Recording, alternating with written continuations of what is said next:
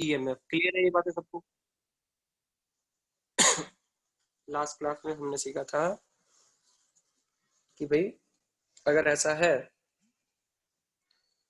The rate of change in D five by D T, ठीक है, rate of change in d phi by dt it is equal to the induced EMF, the magnitude of induced EMF। यही सीखा था बच्चों हमने last class में, yes और no? Magnitude of induced EMF को देखने का तरीका था D five by D T केवल, ठीक है। अच्छा, मुझे तो ये जो इंड्यूस ईएमएफ है ये कहाँ जनरेट हो रहा है? ये इंड्यूस ईएमएफ कहाँ जनरेट हो रहा है? D five by D T के अकॉर्डिंग इंड्यूस ईएमएफ कहाँ जनरेट हो रहा है? इन अ क्लोज लूप, ठीक है, इन क्लोज लूप। इस बात का ध्यान रखना, ये क्लोज लूप में क्रिएट होने वाला इंड्यूस ईएमएफ है, ठीक है। पूरे क्लोज लूप में टोटल कितना ईएमएफ क्रिएट हुआ, इंड्यूस हुआ, वो ईएमएफ है ये इंड्यूस ईएमएफ। क्या ये बात सबको समझ में आ रही है? लूप के अंदर क्रिएट होने वाला इंड्यूस ईएमएफ है ये। क्या ये बात सबको समझ में आ रही है? यस और नो?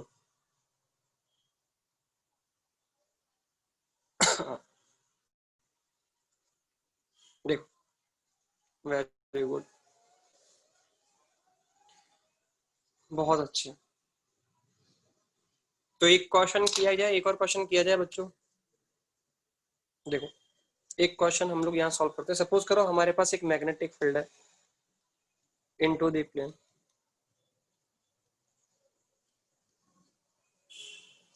ये हमारे पास कोई मैग्नेटिक फील्ड है और ये मैग्नेटिक फील्ड जगह V is equal to 3T, B is equal to 3T। ये मैग्नेटिक फील्ड है, टाइम के ऊपर डिपेंड कर रही है। और इसके अंदर एक लूप है ऐसे बच्चों, एक लूप है ऐसे, स्क्वायर लूप, स्क्वायर लूप। क्या है बच्चों? ये एक स्क्वायर लूप, ठीक है। और स्क्वायर लूप साइड है इसकी A, साइड आपको दे रखी है बच्चों A, और रेजिस्टेंस दे रखा है इसका, रेजिस्टेंस, टोटल रेजिस्टेंस बता रहा हूँ, टोटल रेजिस्टेंस दे रखा है R, टोटल रेजिस्टेंस दे रखा है R। Find out the induce current in the loop. Find out the induce, पहला क्वेश्चन तो इंड्यूस ईएमएफ, या तुम तो एक काम करो, induce current, current in the loop, induce current in the loop with direction, with direction. चलो बताओ, induce current in the loop with direction बतानी है आपको, induce current in the loop with direction बतानी है।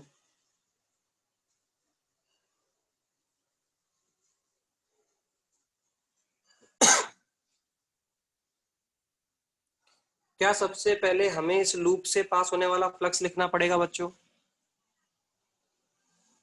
क्या सबसे पहले हमें इस लूप से पास होने वाला फ्लक्स लिखना पड़ेगा? यस और नो? हाँ, सबसे पहले इस क्वेश्चन में सॉल्यूशन में क्या करेंगे?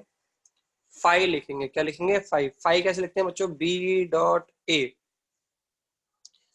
B dot A. तो देखो बी कितना है, बी है बच्चों यहाँ पे, हाँ ओके वंशिका बेटा, देखो यहाँ पे हमें बी डॉट ए निकालना है। तो बी डॉट ए करोगे तो देखो क्या यहाँ पे बी डॉट ए को ऐसे लिखा जा सकता है, बी का मैग्नीट्यूड इंटू ए का magnitude into cos theta where theta is zero.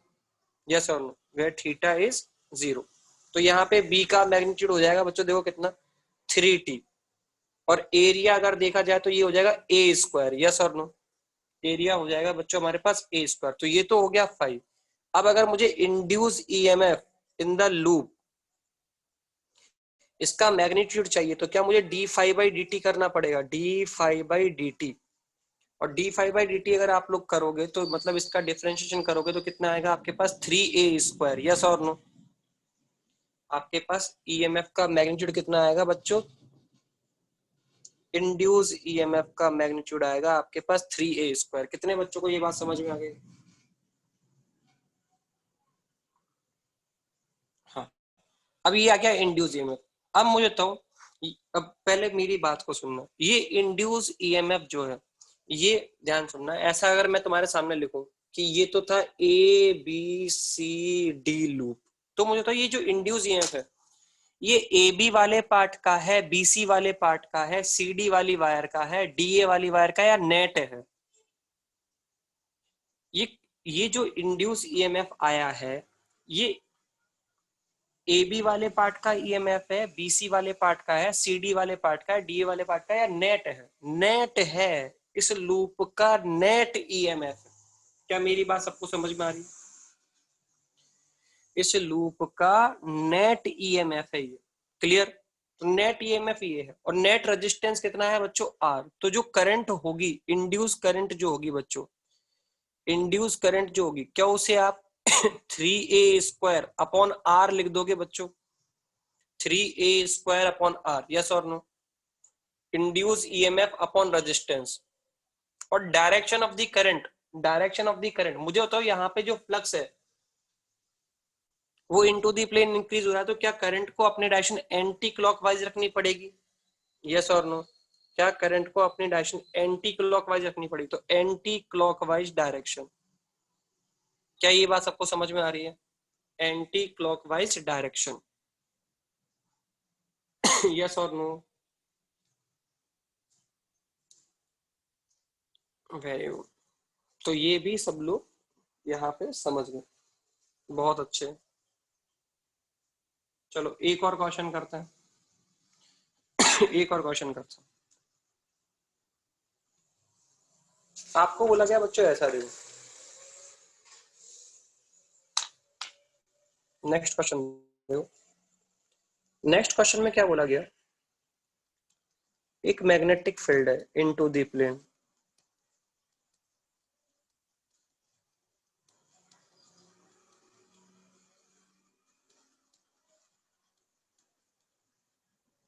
ठीक है? एक मैग्नेटिक फील्ड है इनटू द प्लेन, ठीक है? अब इस मैग्नेटिक फील्ड में हमने क्या किया, इस मैग्नेटिक फील्ड के बारे में बोला गया कि बी जो है increasing with time, increasing with time, magnetic field increase हो रहा है with time, into the plane है और इंक्रीज हो रहा है विद टाइम, ठीक है? आपको बोला गया इस मैग्नेटिक फील्ड में दो लूप है,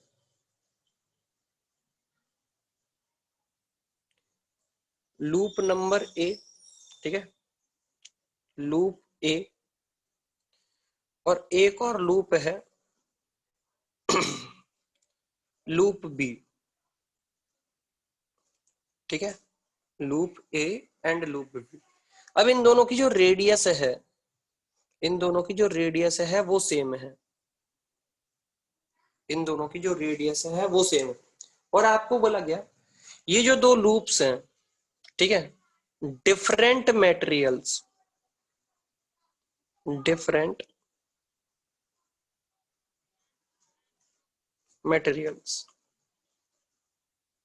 दोनों लूप के मटेरियल्स अलग अलग है। मुझे तो दोनों लूप से क्या फ्लक्स पास हो रहा है? यस और नो? और क्या वो चेंज चेंज भी हो रहा है?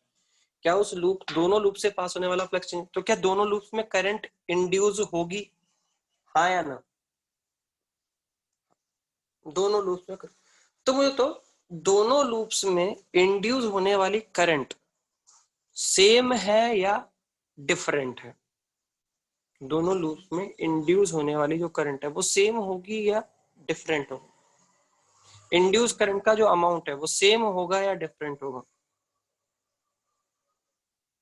डिफरेंट होगा। क्यों? रीजन बताना जरा।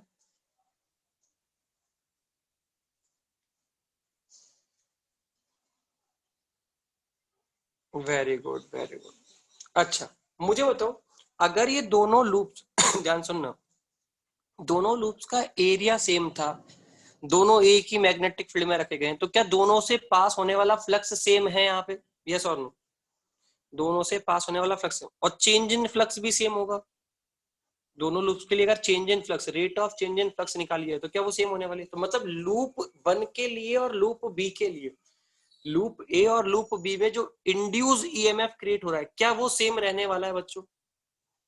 Induce EMF in loop A, induce in loop A is equal to, इसका मैग्नीट्यूड देख लो, ऐसे ही EMF induce in loop B, क्या ये सेम रहने वाले हैं? यस और नो? सर इंड्यूस ईएमएफ दोनों में सेम होगा, पर करंट दोनों में सेम नहीं हो सकती क्योंकि इनके रेजिस्टेंस डिफरेंट होने वाले, डिफरेंट मटेरियल के, देखो दोनों डिफरेंट मटेरियल्स हैं तो क्या इनकी रजिस्टिविटी अलग होने वाली है, और रजिस्टिविटी अलग होगी, बाकी सारी डायमेंशन सेम है, तो रजिस्टिविटी के डिफरेंस की वजह से क्या रेजिस्टेंस डिफरेंस हो जाएगा, और रेजिस्टेंस डिफरेंस हो जाएगा तो इनमें करंट का अमाउंट भी डिफरेंस हो जाएगा। तो मतलब इसको कैसे लिखा जाएगा? Induce current A, induce current in A into resistance in A equal to induce current in B into resistance of B. Yes और नो? क्या ऐसा लिख सकते हैं इसमें? अरे हाँ या ना? अरे तुम इंड्यूस करंट इन ए कैसे निकालोगे? इंड्यूस करंट इन ए कैसे निकालोगे? तुम ऐसे तो निकालोगे EMF induce in A upon resistance of A, तो इस रेजिस्टेंस ऑफ ए को मल्टीप्लाई करोगे तो इंड्यूस ईएमएफ ए का आ जाएगा ना, equal to induce EMF of B. क्या ऐसा लिख सकते हैं बच्चों हम लोग? यस और नो? तो अगर दो करंट दे रखी है, एक रेजिस्टेंस दे रखा है तो दूसरा रेजिस्टेंस फाइंड कर सकते हैं यहाँ से, या दोनों के रेजिस्टेंस दिए हुए हैं, एक में करंट पता है तो क्या दूसरे की करंट फाइंड कर सकते हैं बच्चों हम लोग? हाँ या ना? तो ऐसे भी इस क्वेश्चन को आप लोग सोच सकते थे।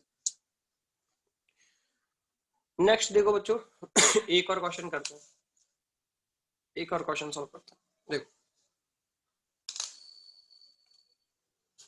नेक्स्ट क्वेश्चन में आपको बोला गया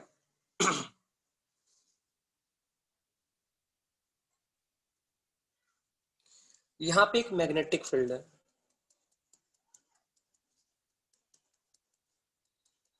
स्पेस में एक मैग्नेटिक फील्ड लगा रखा है,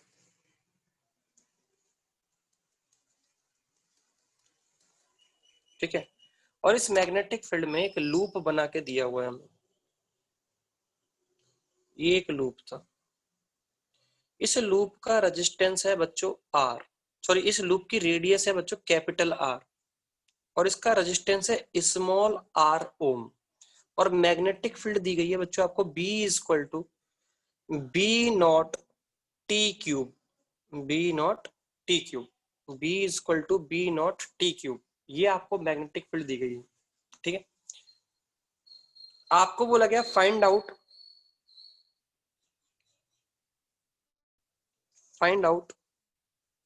the charge phloem, find out the charge flown through the loop, through the loop in t naught time,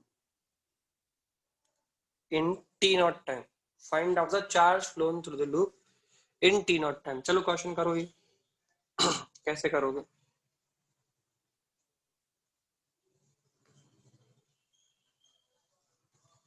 T not time में कितना चार्ज फ्लो हुआ?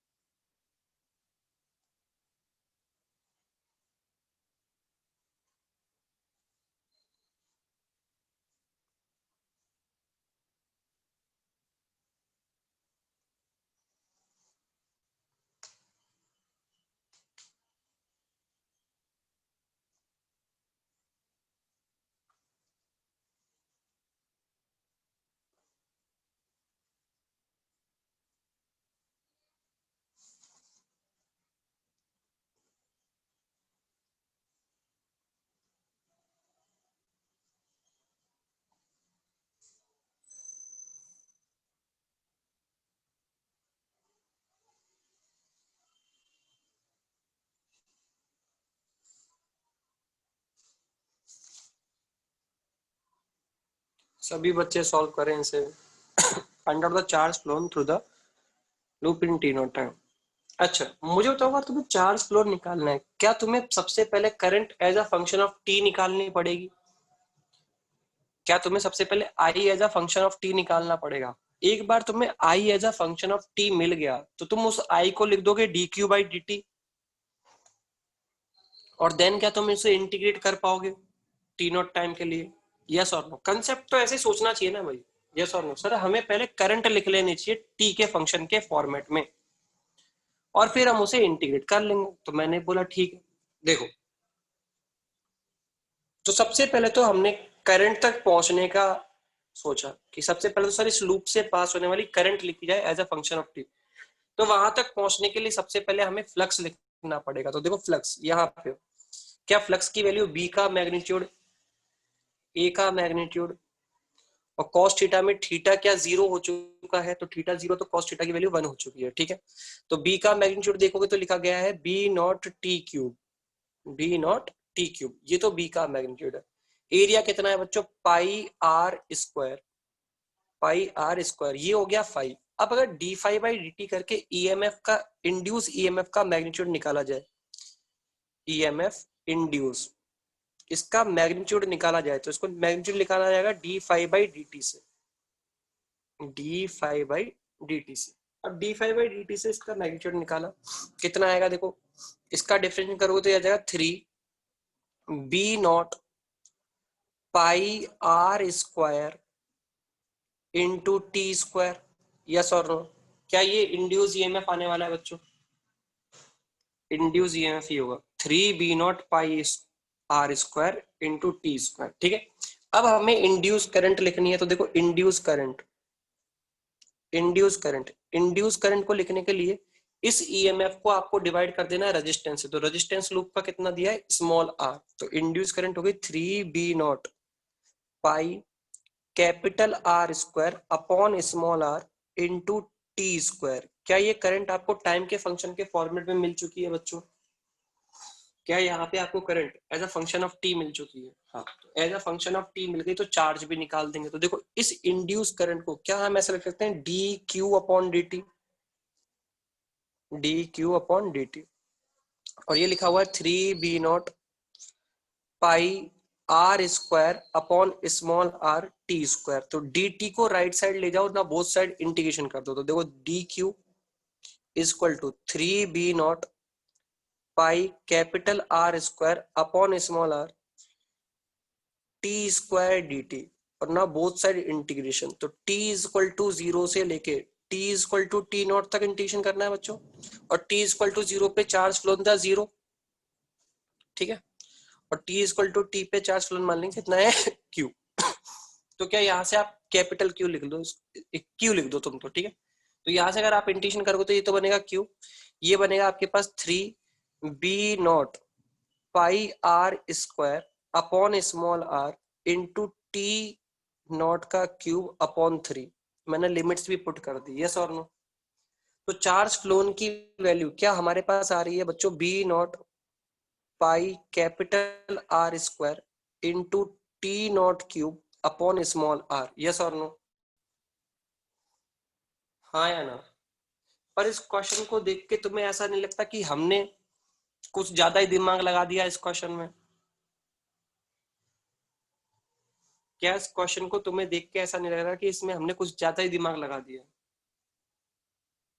मुझे तो लग रहा है कि यार इसमें फालतू का काम कर दिया हमने। फालतू का काम क्या कर दिया? तुमने पहले एक इक्वेशन को डिफरेंशिएट किया, फिर उसी इक्वेशन को तुम दोबारा से इंटीग्रेट कर रहे हो, तो दोबारा से पहले वाला फंक्शन आ जाएगा ना यार। तुमने एक फंक्शन को डिफरेंशिएट किया, और डिफरेंशिएट करने पे जो नया फंक्शन आया उसे इंटीग्रेट कर दिया, तो तुम तो पुराने वाले फंक्शन पे ही पहुंच जाओगे ना यार। हाँ या ना? तो ये तो फालतू की मेहनत कर दी हमने।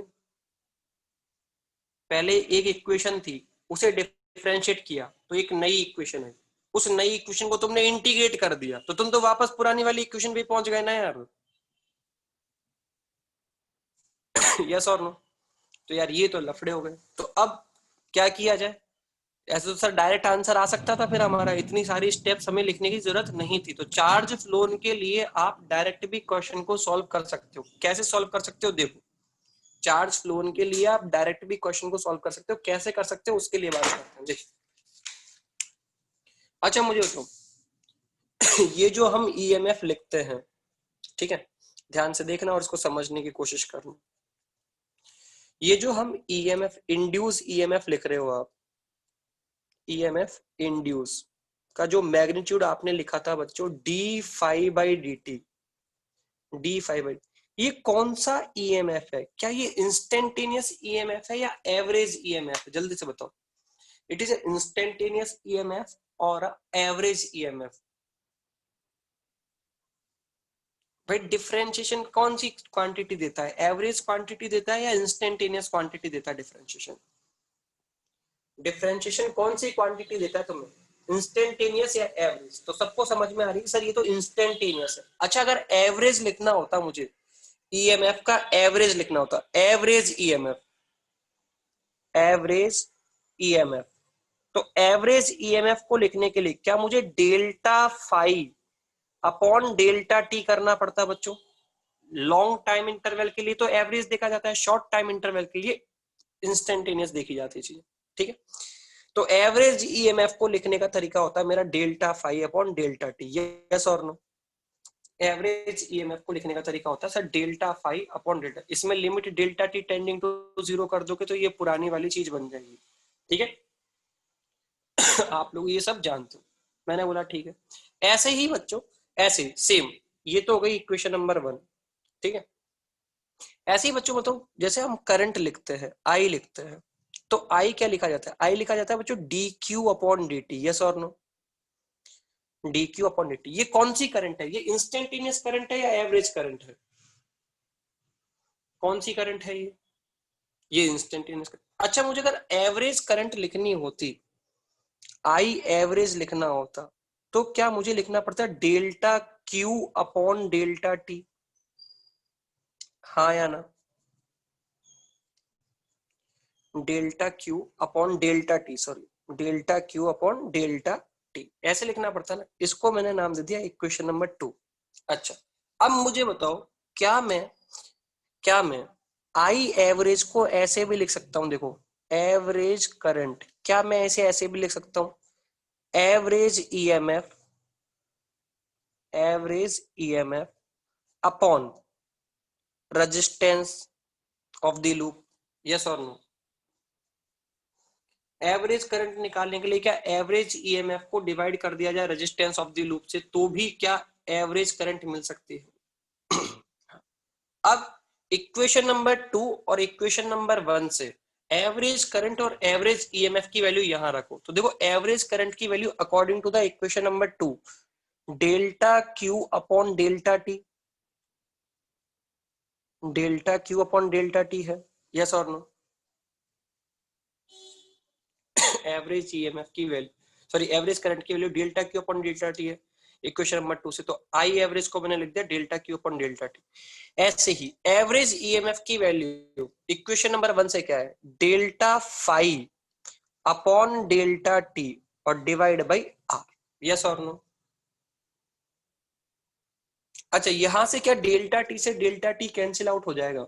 क्या यहां से डेल्टा टी से डेल्टा टी, हाँ, तो क्या बचेगा आपके पास? बचेगा delta Q is equal to delta phi upon small R, yes और नो? तो ये डेल्टा क्यू क्या है? डेल्टा क्यू है charge flown in given time, charge flown in given time, ठीक है। डेल्टा फाई क्या है? Change in flux in given time, change in flux in given time, ठीक है। और आर क्या है? Resistance of the loop, resistance of loop. क्या सभी को मेरी बात समझ में आ गई? तो सोचो अगर इस क्वेश्चन में तुम्हें चार्ज फ्लो निकालना था, इस क्वेश्चन में अगर तुम चार्ज फ्लो निकालना चाहते थे तो तुम्हें क्या केवल t इक्वल टू 0 पे फ्लक्स लिख लो और t इक्वल टू t0 पे फ्लक्स लिख लो, फिर उनका चेंज निकाल लो, यस और नो। चेंज इन फ्लक्स का मतलब क्या है? Final flux minus initial flux. Delta phi का मतलब क्या है? Phi final minus phi initial. तो t इक्वल टू 0 पे फाई की वैल्यू निकालो और t इक्वल टू t0 पे फाई की वैल्यू निकालो और उनका चेंज निकाल लो और डिवाइड बाई कर दो रेजिस्टेंस। तो क्या हमारा आंसर मैच कर जाएगा बच्चों? यस और नो? हाँ या ना? तो डायरेक्ट यहां से भी आप सोच सकते हो charge flown in the loop in a given time, आप यहां से भी सोच सकते हो। क्लियर हो गई सबको मेरी बातें?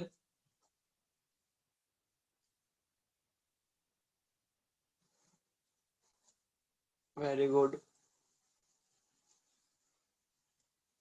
तो यहां से भी डायरेक्ट आंसर आ सकता है। ओके, नेक्स्ट क्वेश्चन ट्राई करें आप। तो हमने चार्ज फ्लोन के लिए डायरेक्ट एक मेथड बना लिया। चार्ज फ्लोन कैलकुलेट करने के लिए डायरेक्ट एक मेथड हमने यहाँ पे बना लिया। अब नेक्स्ट क्वेश्चन पे आते हैं। देखो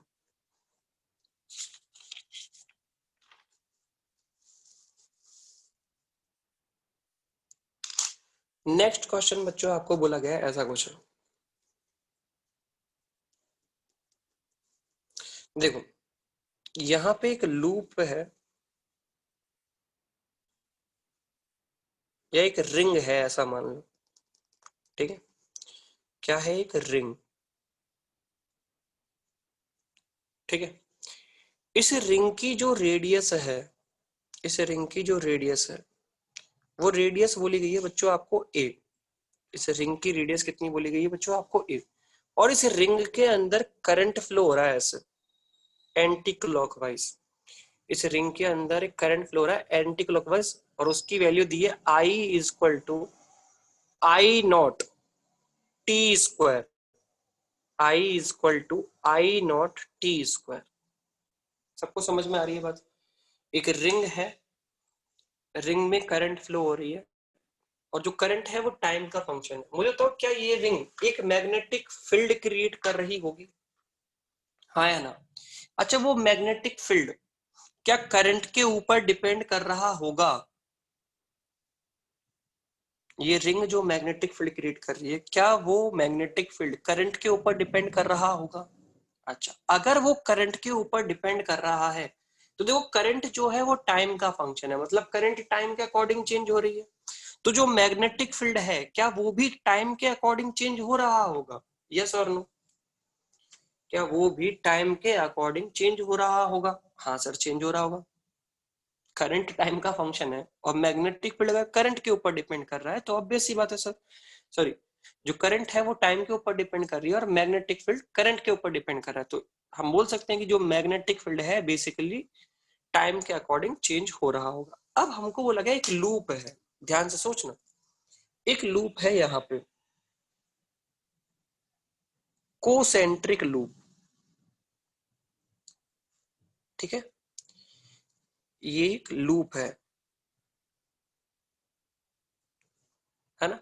इस लूप की रेडियस है स्मॉल बी। इस लूप की रेडियस है स्मॉल बी और इस लूप का रेजिस्टेंस है स्मॉल आर ओ। इस लूप का रेजिस्टेंस है स्मॉल आर ओ और रेडियस है स्मॉल बी। और आपको एक कंडीशन दी गई है कि जो बी है ना बच्चों, small b, it is less than small a, ऐसा दिया गया है।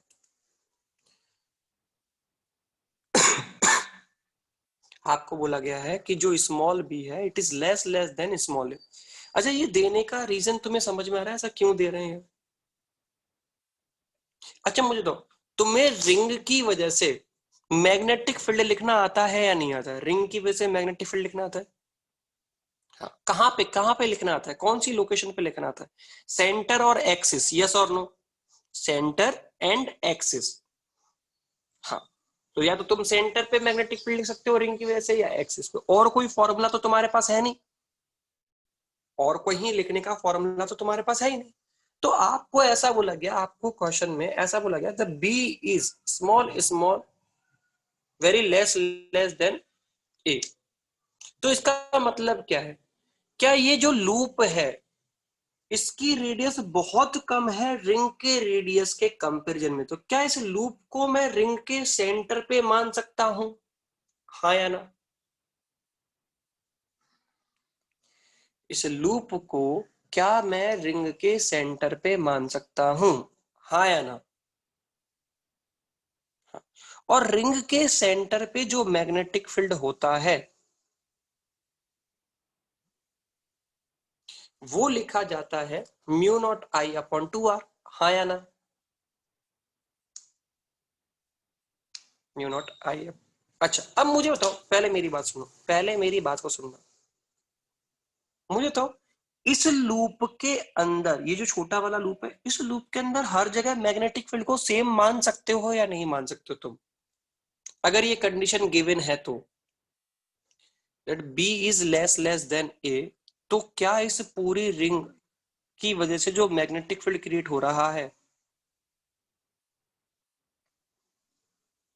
तो लूप के हर पॉइंट पे उस मैग्नेटिक फील्ड को कांस्टेंट सेम माना जा सकता है? कांस्टेंट छोड़ो, सेम माना जा सकता है या नहीं माना जा सकता? लूप के अंदर, क्योंकि पूरे लूप को सेंटर पे एज्यूम कर रहे हैं, पूरे लूप को सेंटर पे एज्यूम कर रहे हो, तो क्या पूरे लूप के हर पॉइंट पे मैग्नेटिक फील्ड को सेम कंसीडर किया जा सकता है या नहीं? ये बताओ। हाँ। अच्छा, कोई सोच सकता है ऐसा मैं क्यों पूछ रहा हूं? कोई ऐसा सोच सकता है कि मैं ऐसा क्यों पूछ रहा हूँ? क्योंकि मुझे सबसे पहले, मुझे बताओ, अगर मुझसे पूछा जाए कि लूप के अंदर क्रिएट होने वाली इंड्यूस करंट बताओ, मैं बता दूंगा वो तो, पर उससे पहले क्या मुझे लूप से पास होने वाला फ्लक्स लिखना पड़ेगा बच्चों? मुझे तो, क्या मुझे लूप से पास होने वाला फ्लक्स लिखना पड़ेगा? अब जब आप फ्लक्स लिखते हो, ध्यान से देखना, जब आप फ्लक्स लिखते हो तो फ्लक्स बेसिकली था क्या? फ्लक्स बेसिकली था बच्चों आपके पास integral B dot D a, B dot D a, yes और नो, ऐसे लिखा था ना हमने फ्लक्स को, integral B dot D A.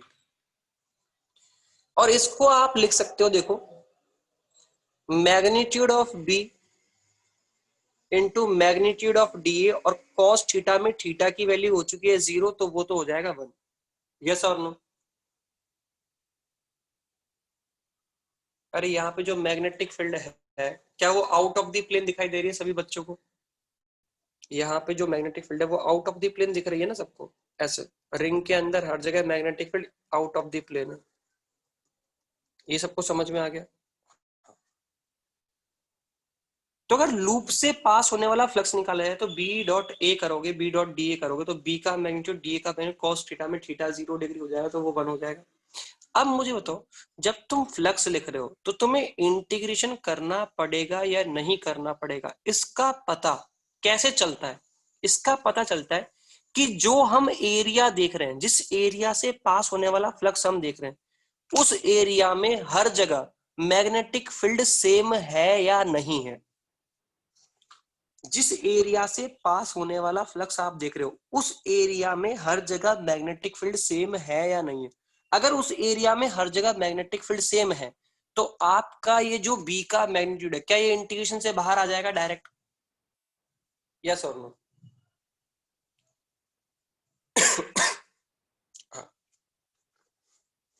अगर आपका जिस एरिया से पास होने वाला फ्लक्स आप देख रहे हो उस एरिया में अगर हर जगह मैग्नेटिक फील्ड सेम है, तो इस बी को आप इंटीग्रेशन से बाहर ले सकते हो। अगर आप जिस एरिया से पास होने वाला फ्लक्स देख रहे थे, अगर उसमें हर जगह मैग्नेटिक फील्ड सेम नहीं होती, तो फिर ये बी यहां से बाहर नहीं आता। क्या ये बात सबको क्लियर हो गई? हाँ या ना में जवाब दो यार। तो गौर से देखो बच्चों, यहाँ पे अगर फाइव लिखा जाए तो क्या इसको ऐसे लिख सकते हैं कि बी का मैग्नीट्यूड तो बाहर आ गया इंटीग्रेशन से, और इंटीग्रेशन डीए करोगे तो ये तो डीए का इंटीग्रेशन तो ए ही हो जाएगा ना बच्चों, बी का मैग्नीट्यूड इंटू ए का मैग्नीट्यूड, यही बन गया बच्चों 5। हाँ या ना? ये बनेगा ना 5। तो इस लोकेशन से, ध्यान से सुनना, इस जगह से यहां तक तुम केवल तभी पहुंच सकते हो डायरेक्टली, यहां के बाद इस स्टेप को डायरेक्टली तभी लिख सकते हो या इस स्टेप को डायरेक्टली तभी यूज किया जा सकता है जब जिस एरिया से आपको पास होने वाला फ्लक्स लिखना है उस एरिया में अगर हर जगह मैग्नेटिक फील्ड कांस्टेंट है तो आप यहां के बाद डायरेक्ट ये स्टेप लिख सकते हो। क्या ये बात सबको समझ में आ गई?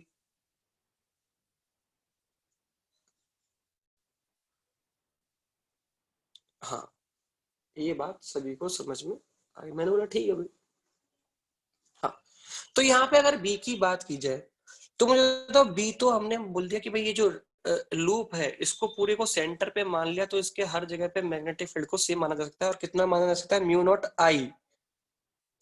म्यू नॉट आई, ये आई कौन सी करंट है? जो रिंग में फ्लो हो रही थी। रिंग की वजह से मैग्नेटिक फील्ड लिख रहे हैं ना बच्चों ये। रिंग की वजह से सेंटर पे मैग्नेटिक फील्ड कितना है? Mu naught I upon 2a। Yes और no? Mu naught I upon 2a, ये रिंग की वजह से सेंटर पे मैग्नेटिक फील्ड है या नहीं? Magnetic field due to the ring at the centre. तो mu not I current in the, चलो वेरी गुड। तो यहाँ पे डिवाइड बाई 2a। और एरिया कितना हो गया बच्चों? एरिया किसका लिखना है बच्चों मुझे बताओ। यहाँ एरिया रिंग का या लूप का?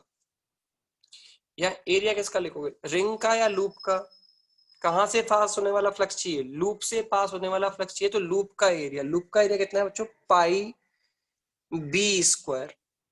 पाई बी स्क्वायर। सबको समझ में आ रही है ये बात? Very good. अच्छा, अब मुझे तो देखो ये जो फ्लक्स है क्या ये करंट के ऊपर डिपेंड कर रहा है? और करंट आपको टाइम का फंक्शन दी हुई है। तो इस फ्लक्स को हम ऐसा लिख सकते हैं, flux passing through the loop is equal to mu naught pi B square upon 2a। और आई की वैल्यू कितनी है बच्चों? I not T square. तो ये हो गया फ्लक्स। देखो, अगर आप फ्लक्स ढंग से नहीं लिख पाए तो मेरी गारंटी आपसे इंड्यूस करंट का आंसर कभी नहीं आएगा। फ्लक्स लिखना ही सबसे बड़ी बात है। फ्लक्स लिख पाना ही सबसे बड़ी बात है। और फ्लक्स लिख दिया तुमने तो फ्लक्स का डिफरेंशिएशन करके तुम सब कुछ कर सकते हो। तो अब यहाँ पे D five by D t करके ईएमएफ का मैग्नीट्यूड निकालते हैं।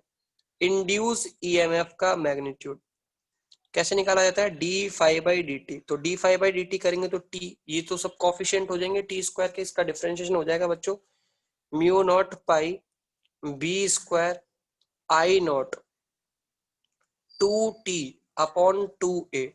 तो 2 से 2 कैंसिल। क्या यहाँ पे इंड्यूस ईएमएफ का मैग्नीट्यूड टाइम के फंक्शन के फॉर्मेट में आ गया बच्चों हमारे पास?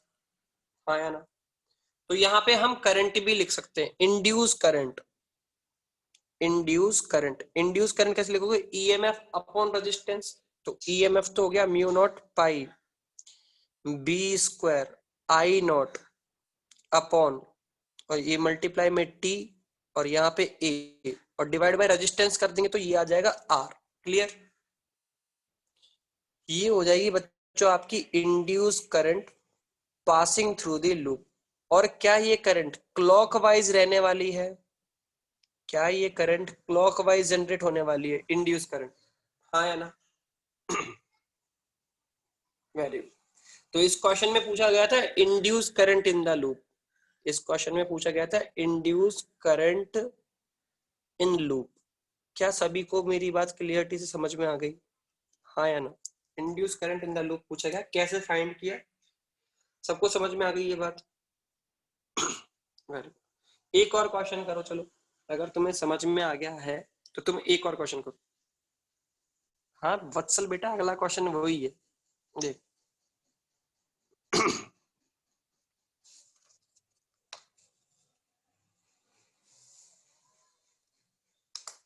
नेक्स्ट आपको क्वेश्चन दिया गया है ऐसा, देखो एक इनफाइनाइट वायर है। ये एक इनफाइनाइट वायर है, ऊपर भी इनफाइनाइट नीचे भी। इस इनफाइनाइट वायर में करंट फ्लो हो रही है अपवर्ड आई, और इस आई की वैल्यू है I not T square. I not T square, इसमें करंट फ्लो हो रही है अपवर्ड डायरेक्शन, है ना? अच्छा बच्चों, यहाँ पे एक लूप बनाया गया है। यहाँ पे एक लूप बनाया गया, ठीक है? ये लूप की एक साइड तो ये a डिस्टेंस पे है वायर से और इस लूप की लेंथ है l, स्क्वायर लूप है ये, स्क्वायर लूप, ठीक है। और इसका रेजिस्टेंस है स्मॉल r ओम, इसका रेजिस्टेंस है, टोटल रेजिस्टेंस है स्मॉल r ओम। अच्छा, अब आपसे पूछा गया find out the induce current in the loop, find out the induce current in the loop, find out induce current in loop. चलो करो, क्वेश्चन को सॉल्व करो। Find out the induce current in the loop. Induce current बतानी कितनी current induce है।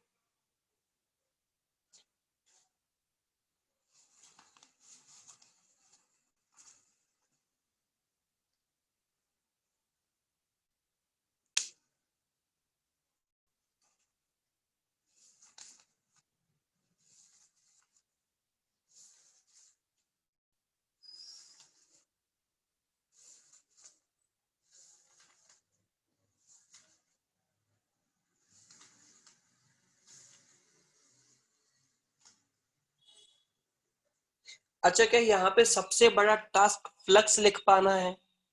मुझे तो क्या यहाँ पे सबसे बड़ा टास्क फ्लक्स लिखना है? क्वेश्चन कुछ नहीं है, क्वेश्चन बहुत सिंपल है। अगर तुमने फ्लक्स लिख दिया, अच्छा फ्लक्स लिखने के लिए मुझे बताओ, क्या तुम integral B dot D A लिखोगे? हाँ यार, integral B dot D A, उसमें से क्या बी का मैग्नीट्यूड बाहर आ सकता है क्या? डायरेक्टली इंटीग्रेशन से बी का मैग्नीट्यूड बाहर आ सकता है क्या यहाँ पे? हाँ या ना में जवाब दो। नहीं आ सकता, नहीं आ सकता, क्योंकि इस लूप में हर जगह मैग्नेटिक फील्ड सेम नहीं हो सकती। तो क्या तुम्हें फ्लक्स लिखने के लिए सबसे पहले एक एलिमेंट पे पास होने वाला फ्लक्स लिखना पड़ेगा? हाँ, अब सोचो, करो क्वेश्चन करो। तुम्हें पूरे लूप से पास होने वाला फ्लक्स चाहिए, फिर उसका डिफरेंशिएशन करना है तुम्हें। तो पहले फ्लक्स तो निकालो, पहले फ्लक्स निकालो टाइम के फंक्शन के, करंट के फंक्शन के फॉर्मेट में। तुम तो फ्लक्स निकालो करंट के फंक्शन के फॉर्मेट में।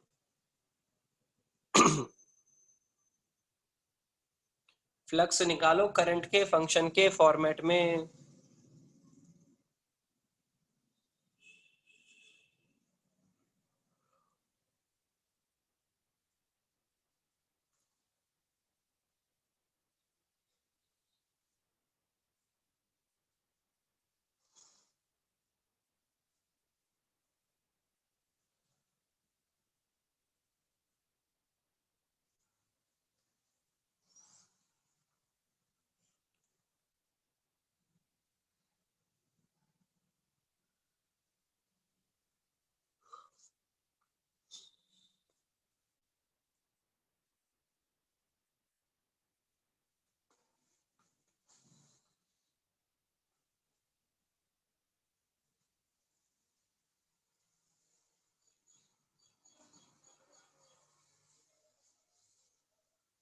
बहुत अच्छे, काफी बच्चों ने कर लिया है।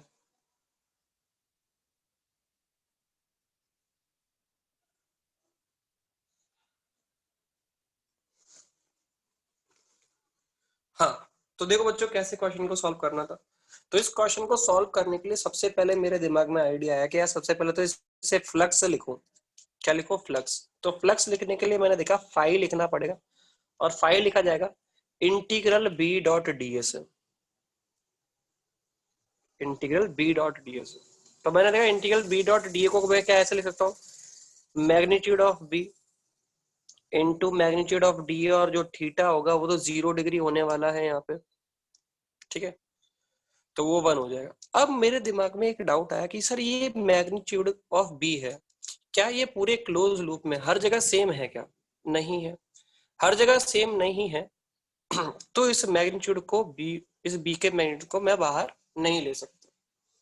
तो मुझे क्या करना पड़ेगा? मुझे सबसे पहले किसी एक एलिमेंट के लिए फ्लक्स को डिफाइन करना पड़ेगा, देन मैं पूरे क्वेश्चन को सॉल्व कर पाऊंगा। तो मैंने क्या किया, सबसे पहले एक एलिमेंट लिया इस लूप में, यहां से x डिस्टेंस पे जाके dx बिड्थ का एक एलिमेंट निकाल लिया। कितने बिड्थ का एलिमेंट निकाल लिया बच्चों? dx बिड्थ का। तो ये dx बिड्थ का एलिमेंट हमारे पास आ गया। इस एलिमेंट से पास होने वाला फ्लक्स लिखना है। तो मुझे तो इस एलिमेंट पे, ये एलिमेंट एक्स डिस्टेंस की, सॉरी, वायर से एक्स डिस्टेंस पे प्रेजेंट है, और ये एलिमेंट जो इसकी विड्थ बहुत नेग्लिजिबल है, तो क्या इस पूरी विड्थ पे क्या आप वायर की वजह से क्रिएट होने वाले मैग्नेटिक फील्ड को कांस्टेंट मान सकते हो? इस पूरे एलिमेंट पे कितना मैग्नेटिक फील्ड जनरेट हो रहा होगा, क्या उस मैग्नेटिक फील्ड को हम डायरेक्टली ले सकते हैं? Mu naught I upon 2 pi x, yes और no? Mu naught I upon, इस एलिमेंट पे हर जगह क्या मैग्नेटिक फील्ड ये लिखा जाएगा, mu naught I upon 2 pi x, हाँ या ना? म्यू नॉट, अरे यार इनफाइनाइट वायर की वजह से यही तो होता है मैग्नेटिक फील्ड, एक्स डिस्टेंस पे mu not I upon 2 pi X, तो इसको लिख दिया देखो। तो यहाँ लिखा हमने phi is equal to integration mu not I upon 2 pi X, ठीक है। और डी ए कितना हो जाएगा बच्चों, डी हो जाएगा एल डी एक्स, गौर से देखो डी ए कितना हो जाएगा, L into D x, element का एरिया, एलिमेंट का एरिया ये कितना हो जाएगा, एल इंटू डी एक्स। तो यहाँ पे अगर फाई निकाला जाए तो फाई में क्या क्या कॉफिशिएंट, तो mu not I l upon 2 पाई, ये तो बाहर आ जाएगा, और इंटीग्रेशन होगा बच्चों D x upon x, yes और नो? अच्छा, इस जगह पे किसी को कोई डाउट नहीं आया?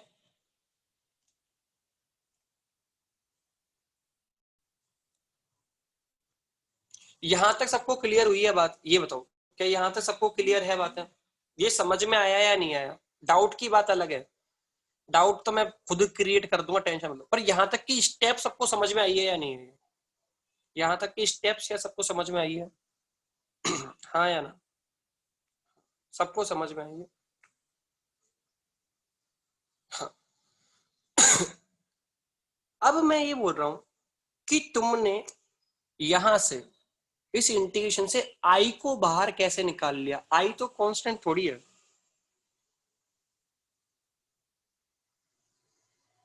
क्या ये डाउट किसी के दिमाग में नहीं आया?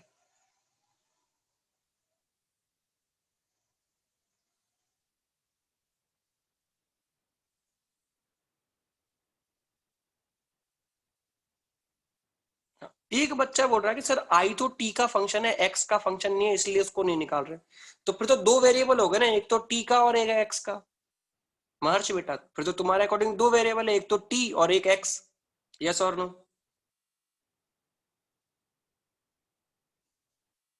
तो किसी के दिमाग में ये डाउट नहीं आया कि ये आई बाहर क्यों आई?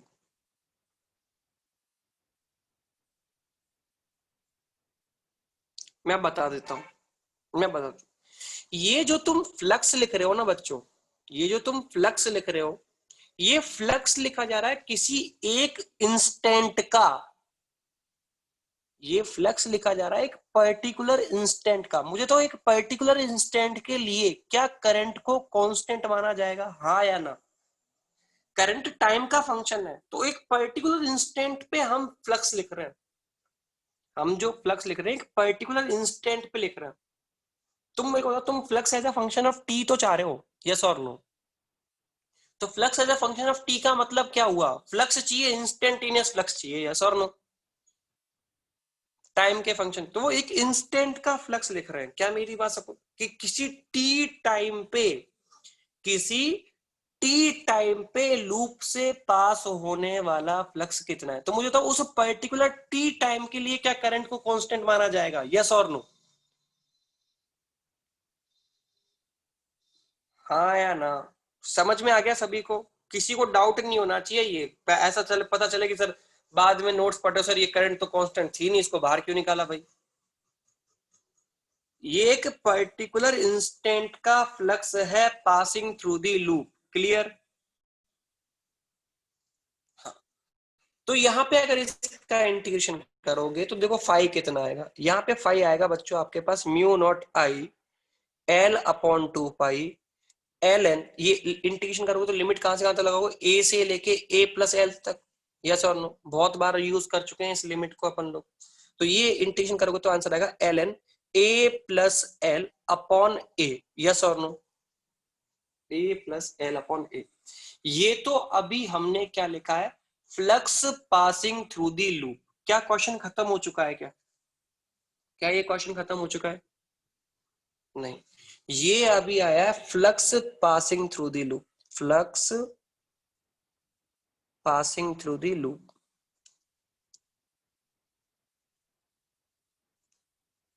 केवल ये मिला है अभी हमें। अब अगर मैं डी फाइव बाई, मुझे तो इंड्यूस ईएमएफ निकालना है, इंड्यूस ईएमएफ का मैग्नीट्यूड कैसे निकालेंगे, D five by D T. अब मुझे बताओ जो तुम्हारा फाई है, क्या ये टाइम के फंक्शन के फॉर्मेट में मिल गया तुम्हें?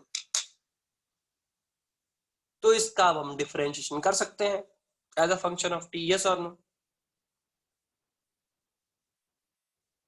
देखो आई के फंक्शन के फॉर्मेट में मिल गया, और आई तो टी के फॉर्मेट में था ही।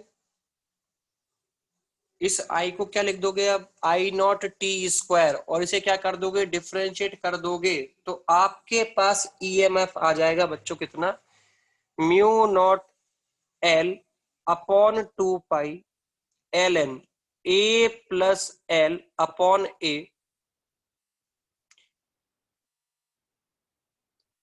2 I0T, यस और नो। क्या ये हमारे पास इंड्यूस ईएमएफ आ जाएगा, I0T² का डिफरेंशिएशन करके लिख दिया मैंने, ठीक है।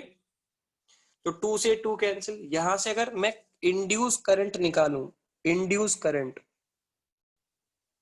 ठीक है, आई इंड्यूस, तो ये हमारे पास आएगी बच्चों, देखो mu naught L L N A plus L upon A I0T upon pi R, yes और नो। ये हमारा आंसर होगा इंड्यूस करंट का। कितने बच्चों का आ गया था ये, कितने बच्चों का आ गया था ये, कुछ बच्चों का आ गया था, मैंने देखा था, सही बता रहे थे वो, बहुत अच्छे। क्या सभी को समझ में आया कैसे क्वेश्चन सॉल्व हो रहा है? क्या सभी बच्चों को ये क्वेश्चन क्लियर हो गया, यस और नो? वेरी गुड, बहुत बढ़िया। अच्छा मुझे तो ये जो इंड्यूस ईएमएफ निकाला हमने, ये इस लूप में कौन सी साइड का इंड्यूस ईएमएफ था, साइड का इंड्यूस ईएमएफ था या नेट इंड्यूस ईएमएफ था? ये किसी साइड का इंड्यूस ईएमएफ था या नेट ईएमएफ, नेट ईएमएफ था। बहुत बढ़िया, बहुत बढ़िया। इस बात को क्लियर करते हुए चलना है कि सर ये नेट ईएमएफ है ना। इस बात को याद है, d five by D t से क्या मिलता है हमें, net EMF of the loop, ठीक है। क्योंकि अगर ये क्लियर नहीं रहा ना कि ये नेट ईएमएफ है ऑफ द लूप, तो आगे जाके आप कंफ्यूज हो सकते हो। तो इस बात को क्लियर करते हुए चलो कि ये जो D five by D t से हम इंड्यूस ईएमएफ निकाल रहे हैं, ये पूरे लूप का नेट ईएमएफ है, ठीक है।